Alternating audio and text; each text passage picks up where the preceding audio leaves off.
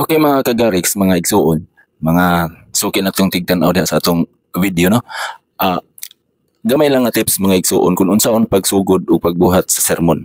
No? Of course, pinakauna gid diha, pinakaimportante nga dili nimo wadon is ang Bible. Iandam gid nimo ang Bible. Dayon imong notebook or papel or any kind nga imong masulatan. Dayon ballpen. Mao na pinaka-basic nga pinakaimportante nga kinahanglanon nimo magsugod ka sa pagbuhat og sermon or mensahe or bisan pag Bible study. Dayon ang second nga imong kinahanglanon kailangan na kay references like concordance, Bible concordance, dictionary, Bible dictionary, no, manginana. Dayon commentary, Bible commentary. Kung wala ka na, dili naman na necessary gyud, no, kung naa lang. Ang una mga igsoon, mga kagariks mo ni Bible passage or Bible text imuhang punto nga dito ka magsugod. Like John 3:16, di ba? For God so loved the world. So inana, no? So either makuha ka sa Old Testament or sa New Testament. Kada nga libro kung unsa na nga genre, and ang every book has a literature genre or nasa ka ng genre ambot sa tawagan na sa Bisaya, no? So doon na sa nga nana, no?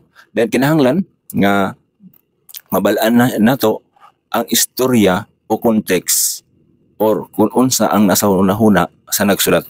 Mo na importante mga igsuon kung naa na ka na nga teksto sa imuhang pagbuhat og sermon, kailangan imong mahibalaan kung unsay mensahe atong teksto mga igsuon, kung unsa ang nasa una sa nagsulat niadto. Kay usahay kung dili nimo mahibalaan, mao na hinungdan nga magkalahi na din og pagsabot. Pero kung matag-usa nato nga wali mahibalaan nato ang Bible passage or teksto o Bible text kung unsa ang nasa una sa nagsulat, maghiusa ta ana, magkasinabtanay ta, wala na nang mga problema nga managlahi-lahi og pagsabot. Now ang ikaduha, no, basic lang ni, dili lang kaya nato taasan og explain. Hatag lang nako ang 5 ka paagi. Okay? Ang ikaduha kinahanglan na kay main idea or preaching idea. Na kay idea mga igsoon, kinahanglan kahibalo ka kung ang unsay sulod sa passage or mensahe o unsa ang gusto ipaabot kanato sa maong teksto mga igsuon. Mao na pinaka-importante nga atong mahibaluan. Ang ikaduha, no, dili lang nato tasog explain. Katulo, mao kining functional question. Kinahanglan kay mga pangutana or usa kini ka paagi aron na imuhang maandam unod o lawas or unod sa sermon kung unsa ba ang naa sa sulod ana nga imong mga mensahe. Like ang mga pangutana, functional question is like example kaning what, where, when, who, and why, no?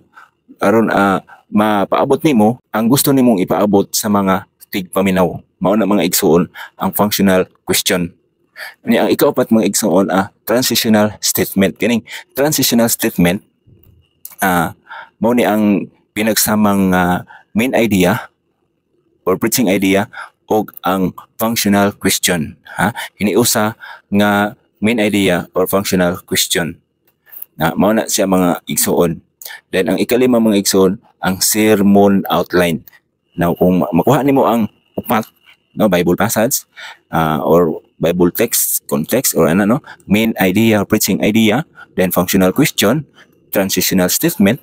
So diha na dayon makabalo na din ka kung unsay imong outline sa imuhang mensahe sa imong sermon. Kung unsa ba imong i-title, like example John 3:16 na pakita nimo dito nga kung unsa na lang gyud kadako ang gugma sa Dios, di ba?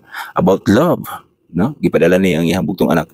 So diha nga teksto mga igsoon, makakita ka o makakuha ka about kung unsa imuhang i-title ana o i-outline sa imuhang sermon. So mao na basic lang kay mga igsoon ang atong ihatag ninyo. Dili na nato tas-on, importante nga nalay guide nato, no? So hinaot nga makahatag kini ninyo gamay kahibalo sa inyong pagtuon. Daghang salamat.